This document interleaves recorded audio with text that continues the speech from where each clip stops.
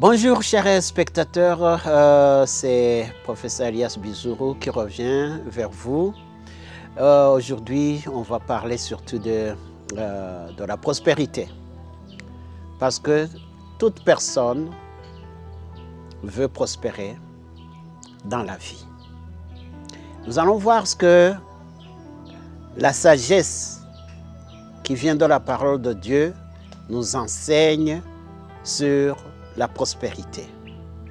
Nous allons commencer par la lecture qui est dans 3 Jean chapitre 1 verset 2.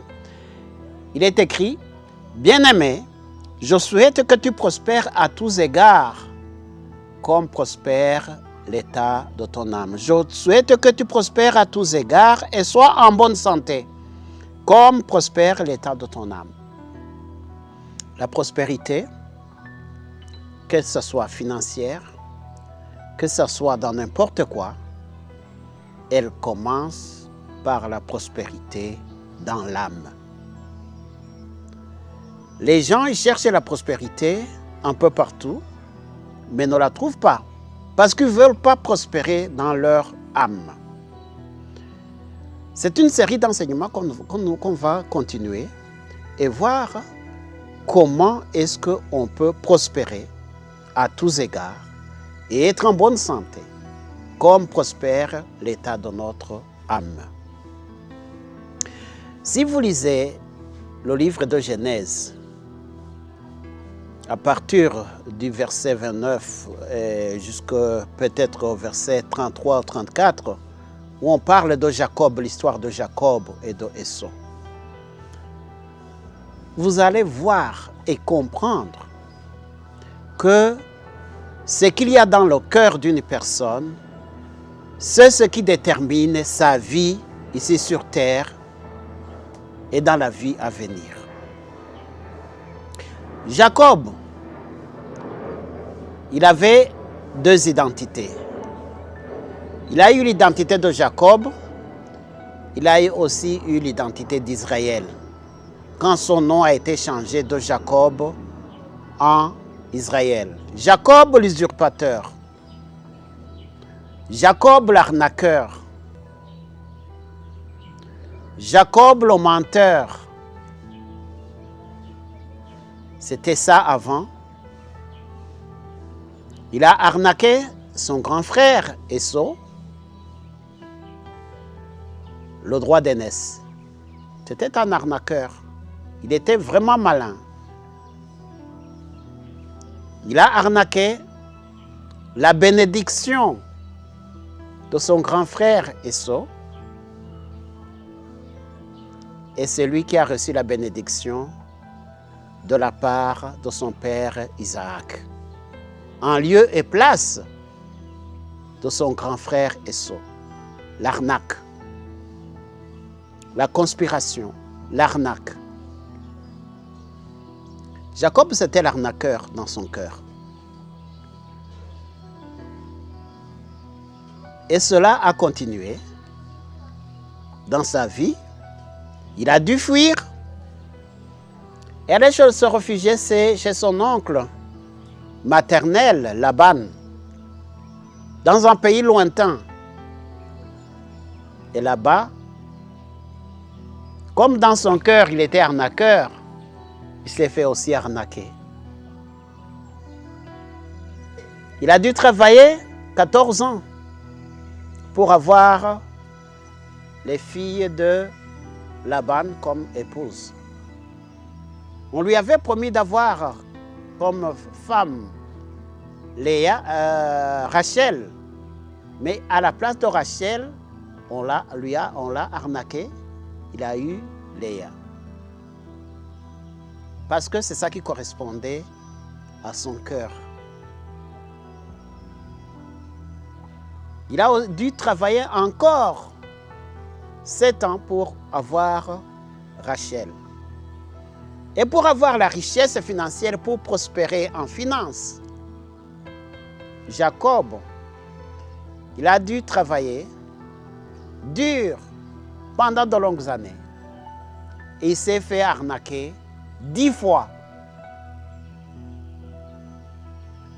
On va lire ça dans Genèse chapitre 31. Genèse chapitre 31, verset 41, je crois. Il est écrit, voilà 20 ans que j'ai passé dans ta maison. C'est Jacob qui dit à Laban, son oncle et son beau-frère. Voilà 20 ans que j'ai passé dans ta maison. Je t'ai servi 14 ans pour tes 2 filles et 6 ans pour ton troupeau. Et tu as changé 10 fois mon salaire. Tu as changé 10 fois mon salaire. Il s'est fait arnaquer 10 fois. Tu vois? Il a arnaqué la bénédiction d'Esau une seule fois. Mais lui, il s'est fait arnaquer 10 fois. Ça, c'est ce qu'on appelle dans la vie courante, pour ceux qui ne croient pas en Dieu ou en la Bible, en la parole de Dieu, qui disent le karma. Le karma. Les anglophones ils disent what goes around comes around. Ça veut dire c'est ce que vous faites, ce qu'il y a dans votre cœur et que vous l'exprimez, ça devient une semence. Vous pouvez l'exprimer en action, vous pouvez l'exprimer en parole, ça devient une semence. Jacob, il était arnaqueur dans son cœur, il a mis ça en action. Il a arnaqué son frère une fois, il s'est fait arnaquer 10 fois. Il a souffert, même sa famille a souffert. Hein. Il a eu des enfants, 12 fils. Et ces 12 fils-là, ils ne s'entendaient pas du tout. Ce qu'il y avait dans le cœur de Jacob, c'était une semence. Lui-même, il s'est fait arnaquer. Et la vie de ses enfants n'était pas la meilleure. Ils ont dû vendre Joseph parce qu'il était le préféré de son père. Et son fils aîné, Ruben, quand vous lisez dans la Bible, il a souillé la couche de son père. Son fils, Siméon et Lévi, ils ont tué tous les mâles de Sichem à cause de leur sœur Dina qui a été déshonorée. C'était tout le temps des trucs qui ne sont pas bonnes. Parce que quoi? Parce qu'il y avait une semence qui avait été semée. Le monde ne nous donne pas ce que nous voulons. Le monde nous donne ce que nous sommes. C'est ça qui est arrivé à Jacob. C'est ça qui est arrivé à Ruth et Naomi. Ruth était fidèle à Naomi. Elle a reçu les récompenses de sa fidélité. Esther a été vraiment fidèle à Mordecai. Elle a été élevée. Et toi, si tu regardes dans ton cœur, qu'est-ce qu'il y a? Tu veux prospérer? Corrige ce qu'il y a dans ton cœur. Sois pas jaloux, sois pas haineux, sois pas colérique, sois pas envieux, sois pas une méchante personne, sois une bonne personne dans ton cœur. Et la faveur de Dieu va te retrouver. Tu trouveras la faveur devant Dieu et devant les hommes.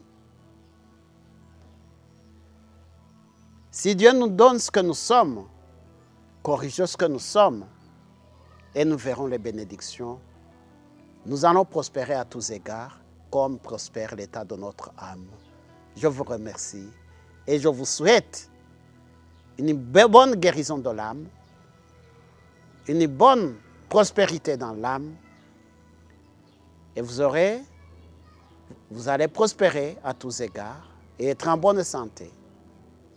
Vos enfants aussi vont bénéficier de la semence que vous aurez semée parce que vous avez fait prospérer votre âme, vous avez semé ce qui est bon et la graine que vous avez semée va se multiplier en abondance. Shalom, shalom, shalom.